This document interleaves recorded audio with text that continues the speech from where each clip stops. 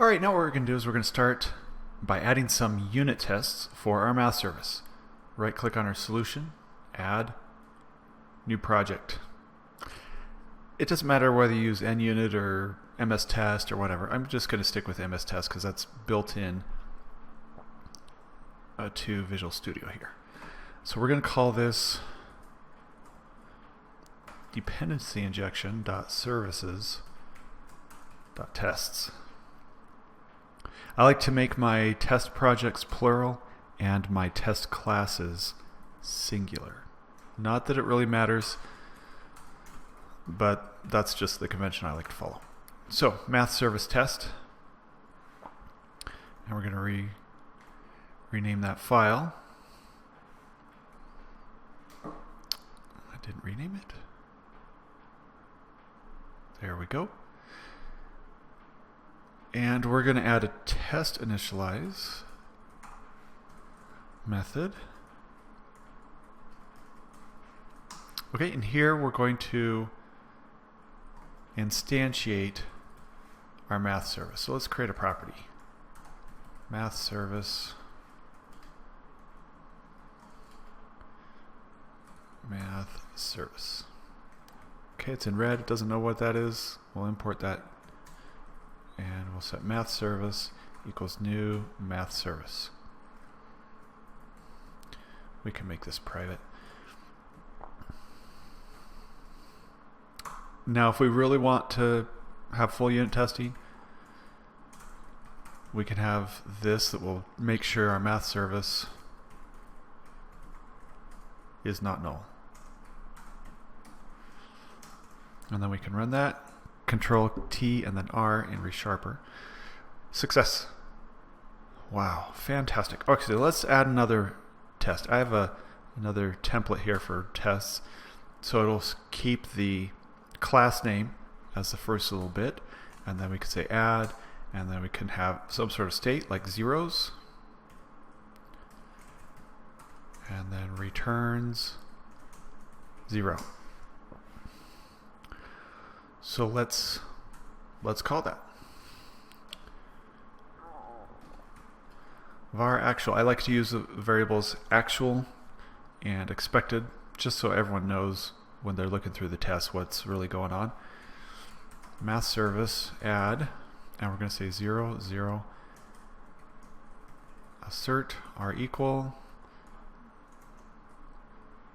0 and our actual. If we look right here, that's the parameter name. And then we'll run that. And that succeeded. Good way to test that is to just pass in a dummy value that we know is not going to work.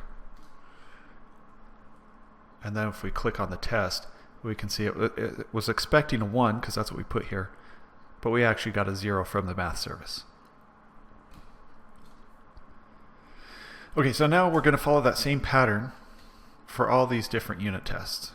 So what I like to do is I like to extract all that kind of stuff out to a method.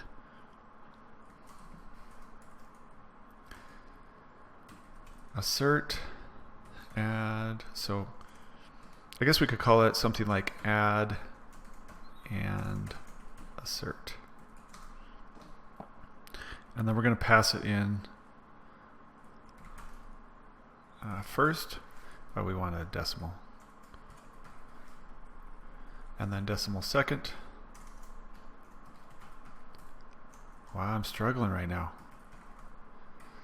And then a decimal expected. And then this is going to be first, second, and this is expected. So here we're just going to pass in 3 zeros. We add 0 plus 0, we expect 0. Run our unit test again, and that worked. Now what if we put 1 in here? That should fail. And it did. We get the same error, expected 1, actual 0. Okay, great. So let's put that 0 back in. Now let's do a couple more. What MS test? We're going to do, how about max value throws exception. Add and assert decimal.max, and then 1, and then it doesn't really matter what we put in here because this is going to throw an exception. So when we run that, it threw an overflow exception. So we can handle that with the expected exception property. And then here it takes a type, overflow.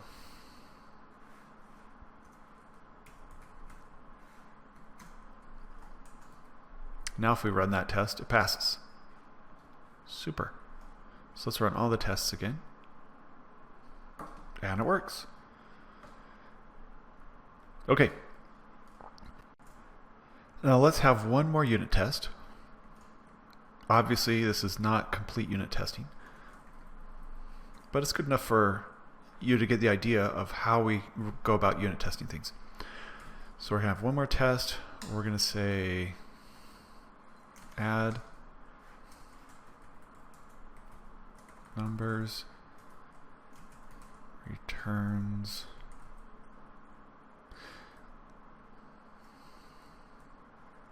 expected. Add and insert, let's say 3 and 4, and we want 7.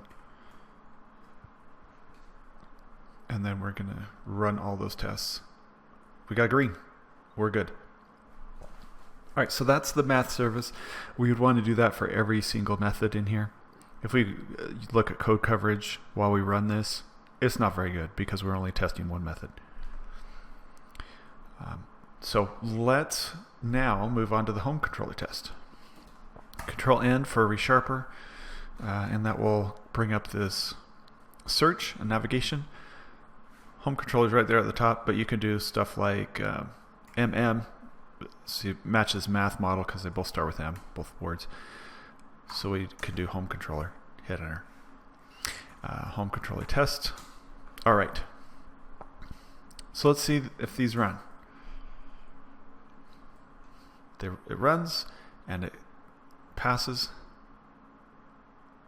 So we look at our index. So let's go down here. Okay, so let's add a test method that will exercise our math service.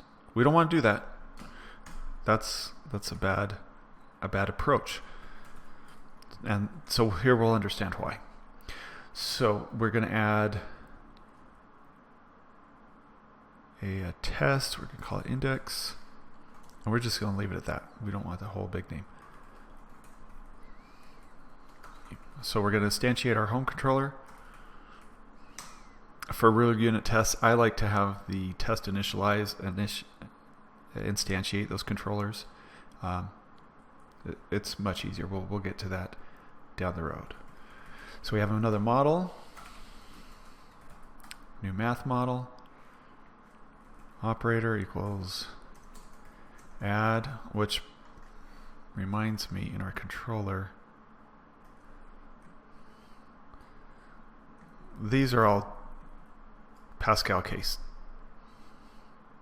So we can either have a Pascal case here, which is what I want to do, or we can have the operator be lowercase it and then have all these lowercase. We'll just stick with the way it is. We're going to set our first to 3, our second to 4, and a result should be set when we call our math service, when we call the index method of the home controller. So that's the input. So our result is our controller index and then model as a view result.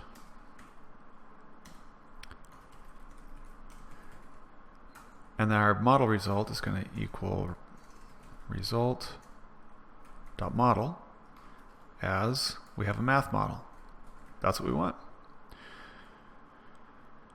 Okay, now we want to assert that. Assert our equal, and our expected result is 7. Model result, our actual result is this. And then we can also, let's write that out.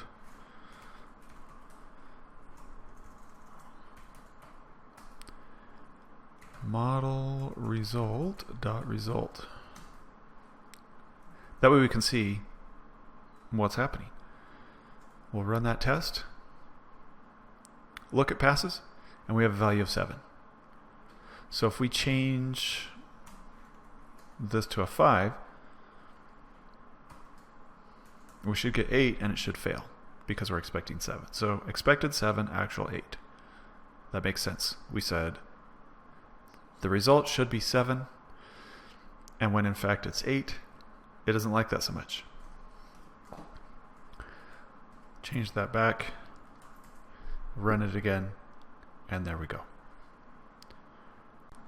Now in the next module, we're going to talk about dependency injection, discuss a little bit what it is, and we're going to go ahead and implement it after that. And we're going to see the difference between the before and the after and see why dependency injection really helps us out.